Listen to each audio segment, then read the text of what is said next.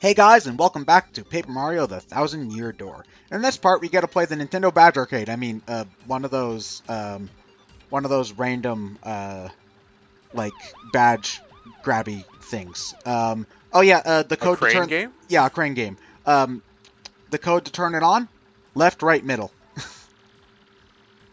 Uh, yeah, that's So for once, it wasn't 23 is number one. no, it's one is 32. What? No, one is one. What are you, stupid? Sorry, John. Please don't get mad. I think if you're getting all the star pieces in order, this is supposed to be the last one, but I skip a lot of What a them. way to get it. Yeah. Um, the badge game is actually very easy to get, and there's a lot of the two badges there are Feeling Fine and Feeling Fine Partner, which make you immune to status effects. So they're worth Worth grabbing. getting. They're worth Yeah. grabbing. It's very easy to get them in this because for one thing, the crane arms don't give out at you on you ever, so that's good. And also if Oh, so it's they're not cheating bitches. yeah, and as long as it's in the middle of the circle, it'll be picked up. So it's not designed to take your quarters, is basically the thing. So that's what makes it good. I think the last one's very easy to get to because I think you can just hold the A button all the way until it hits the wall, and then you can hold the B button all the way until it hits the back wall, and then you'll just get it automatically. So It's kind of like that crane game in The Legend of Zelda: Link's Awakening. there's a crane game in Link's Awakening. Yeah, it's actually in the town you start in, and you're gonna want to go there because it's like the easiest way to grind rupees ever.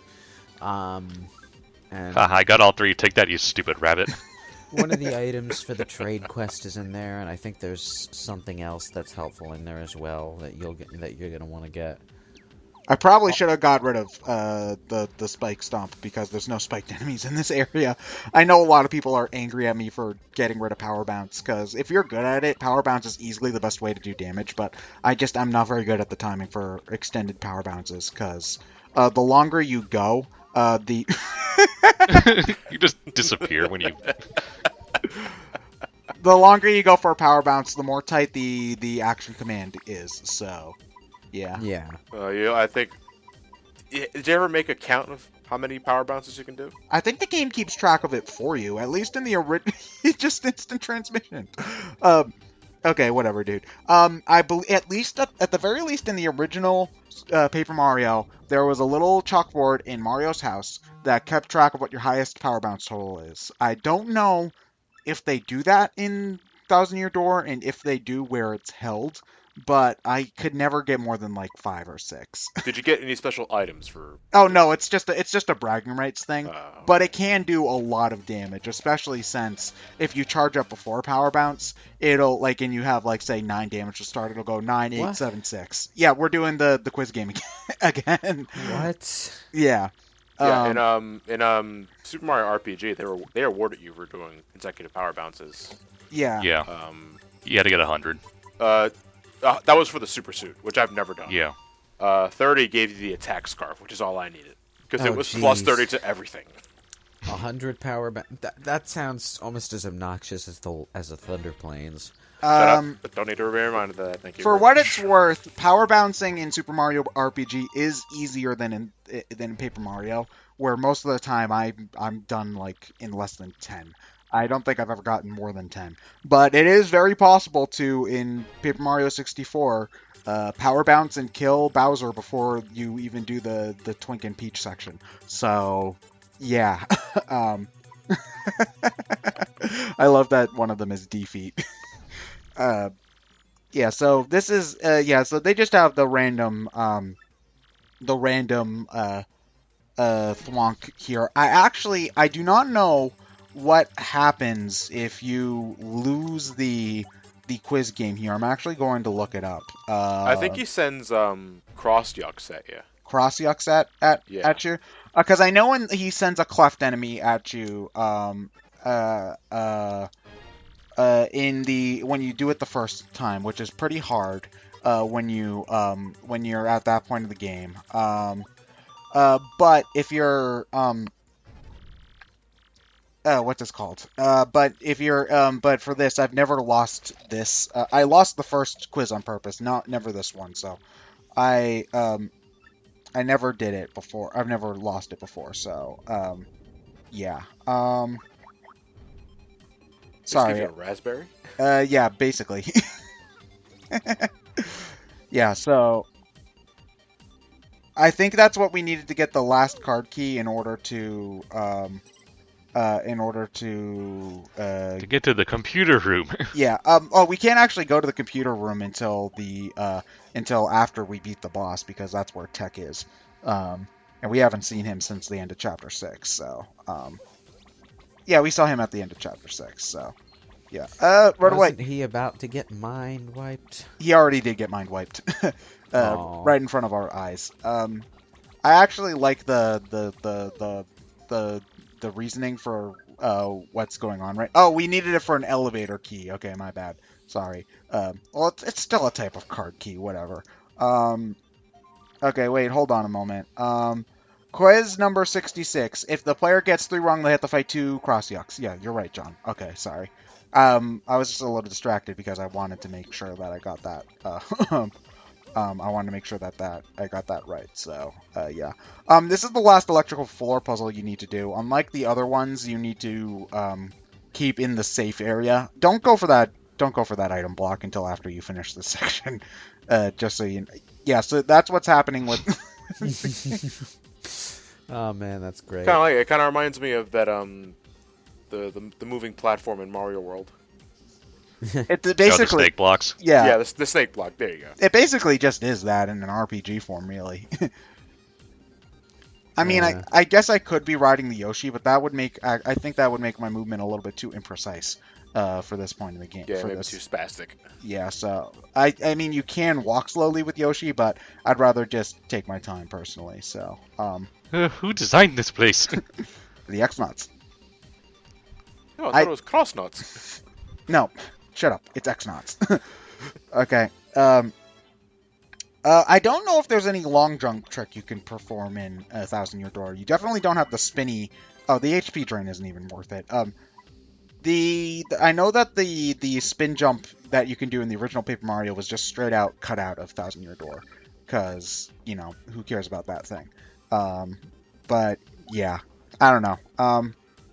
I'm not sure if there was anything game-breaking about movement capabilities in 1,000 Year Door. I want to say it involves the Yoshi, but I'm not sure. No, the Yoshi's easily the fastest way to run around. I was curious and I looked up some Paper Mario speedrunning tricks. The ballerina twirl that I do is actually the speedrunning community's preferred way of standard movement.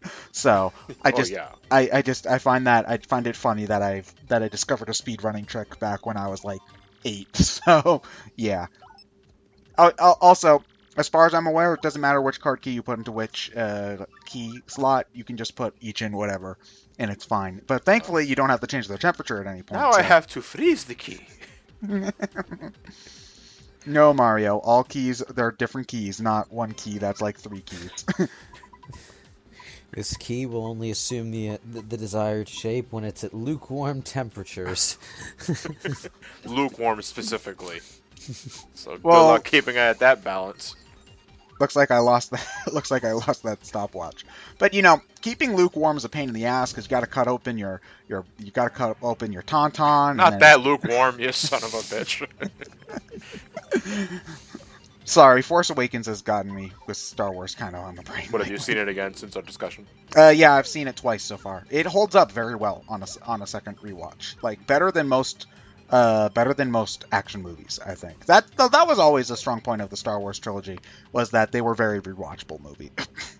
I am a dumbass. This is basically the last section of the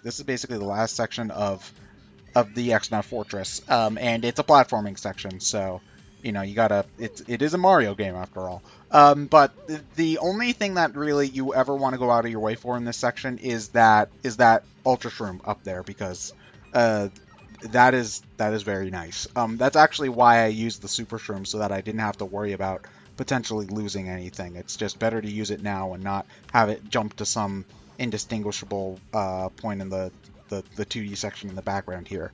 So if Vivian could just stretch her body indefinitely, why can't she just carry Mario to the top of a platform? she's kind of got pretty scrawny arms, and Mario's kind of a heavy fucker. So Don't say that out loud. well, I mean, he's not like Wario fat. He just, he could lose a few pounds. Like I'm like convinced Wario is nothing but muscle and it just protrudes in a very obnoxious fashion. No, his stomach is all fat. His stomach is 100% fat. His arms and legs maybe, but his stomach, that's all flab. Pure Wario. Flab of steel. Yeah. Flab of steel. Yeah, the flabs of steel. Also, Vivian is programmed to stretch, but since I processed this video in HD, I like that you can see where like the individual pieces that make up her stretch body. You can kind of see that stuff. We mentioned that I was playing Final Fantasy VII right now. You can very clearly see where half of Tifa hair's start and the other half of her hair is. So it's just I find that stuff kind of funny. Like it's not like at this point. Like as we mentioned before, Thousand Year Door has aged very, very well.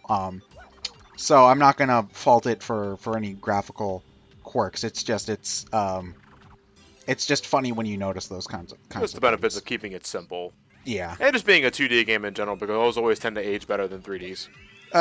Yes, for sure.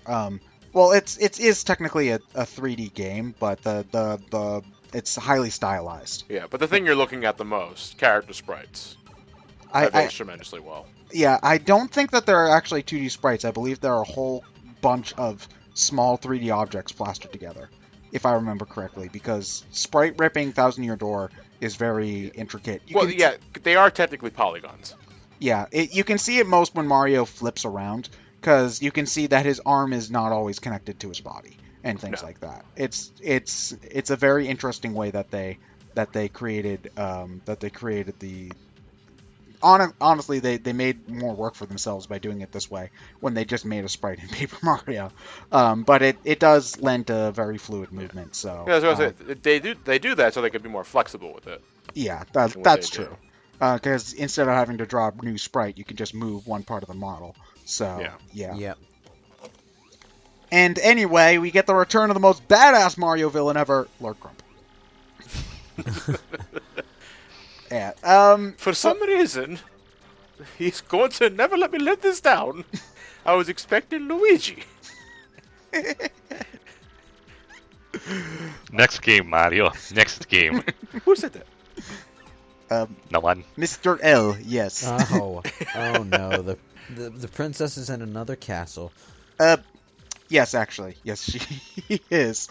That's actually, you hear more about this later in Chapter 8, but Grotus's plan was either Lord Crump wins, and he takes all the crystal stars for himself, or Lord Crump loses, and Mario has all the stars, and all they have to do is follow Mario. So that is actually a relatively clever plan. And now we get our rematch against the Magnus von Grapple 2.0. So, yeah, Paper Mario Thousand Year Door does have more rematches than the original Paper Mario did, where I think you only ever fought, like, actually, I can't even really... Junior Troop was really the only recurring boss, now that I think about it. But I don't mind it so much in this game because the fights are very different every time you fight them. And they're also a lot harder, and it's at the very end of the game, and you only ever really tend to refight altered versions of bosses from the beginning of the game. So it works in a bookending kind of way, which I always appreciate. But the Magnus 2.0 is actually really not that hard. It is Lord Crump after all. It is Lord Crump. I mean, it's an impressive... Okay, never mind. It's not that. It's impressive, like, from they made this out of paper perspective, but from, like, an actual, this is a robot perspective, it's kind of lame looking. But it's really not that hard. The big thing about it is that he's got 2 defense, which is annoying. Because that's a lot of defense for this point. That's new when you get the A rank.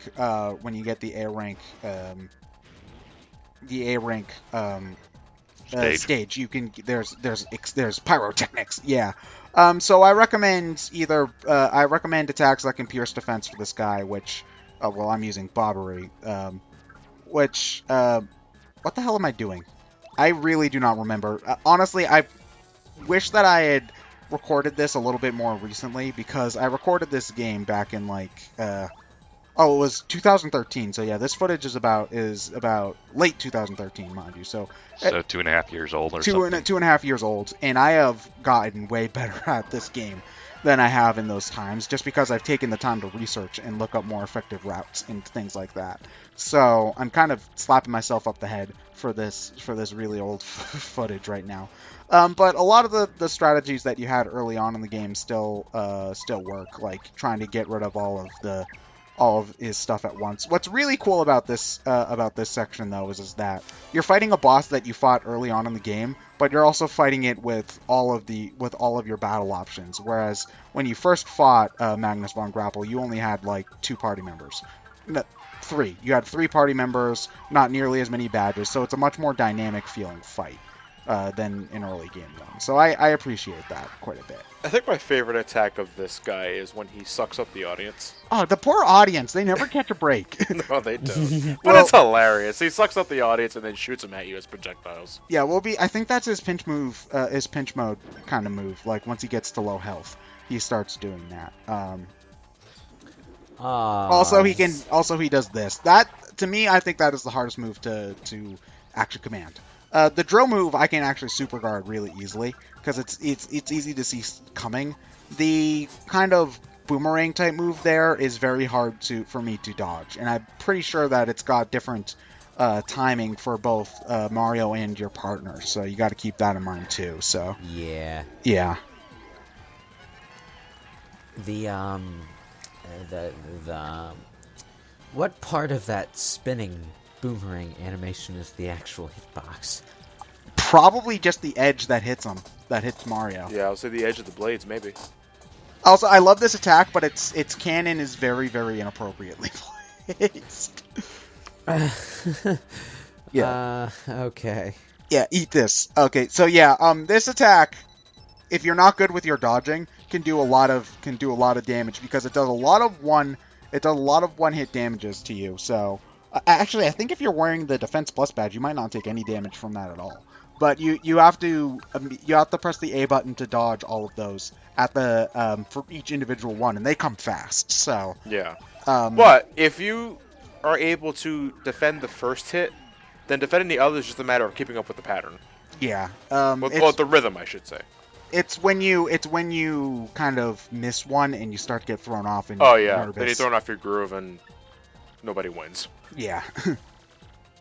Yes, and thankfully, unlike a lot of the other bosses in this game, he doesn't have any like kind of pinch mode. Because that was something that was annoying for a lot of the past couple bosses, is that they would heal themselves like at the very end. That doesn't really happen in for Magnus von Grapple 2.0. He just kind of loses when he loses. So that's always you don't say. That's always nice. I really kind of want to kill him in one. Oh, okay. Curse was useful. Fine, you can have this one. Is that going to be your new Paper Mario tagline? Curse is useful. Yeah, to go with the one that I coined for the one that you forced down our throats ruthlessly, even when we told you to stop. Only for the Paper Mario 1000 Year Door co-op Let's Play. Yeah. Okay. But really, it's a fun boss fight. I appreciate it. The rematch. You don't really get an awful lot of, maybe it's just because I appreciate being able to fight an earlier boss with later game abilities is what I like most about it. You don't get as much of that in a lot of RPGs, so yeah. Especially ones with a more action kind, well, not really action, but with the kind of unique battle system setup that this game has, so yeah. Kaboom. Then he throws up in his mouth. That is what we call a death cry. No, he doesn't die. He just his machine explodes. His game is over. No, he's not. His game isn't even over. He's alive and well in the credits. So, yeah. Huzzah! And we never see him again anyway. Oh, no, he explodes twice. No, that was the pre-explosion, and this is the explosion. The actual explosion. And then there's a post-explosion. Looks like Team Grotus is blasting off again. Isn't that like party and after party? Like, there's a party, and then there's a party after the party. I never got the point of an after party. Like, what is the point of an after party? You've already partied. Just have the party go on longer if you want to keep After partying. parties are for those desperate singles that are looking to probably take advantage of someone drunk. But couldn't you just do that at the party anyway? No. Why not? Because there are Because too they're many not people. drunk Yeah, because they're not drunk yet, and there are too many people around to see your devious tactics. It's not that hard. You walk up to the woman/man that you want to procreate with. And I say, know it may "Hey, sound like wanna I'm have sex?" generalizing, but when you work overnight at retail for 3 years, and there's an after party club down the street from that joint, you see some shit. You start noticing trends. Yes, you notice patterns.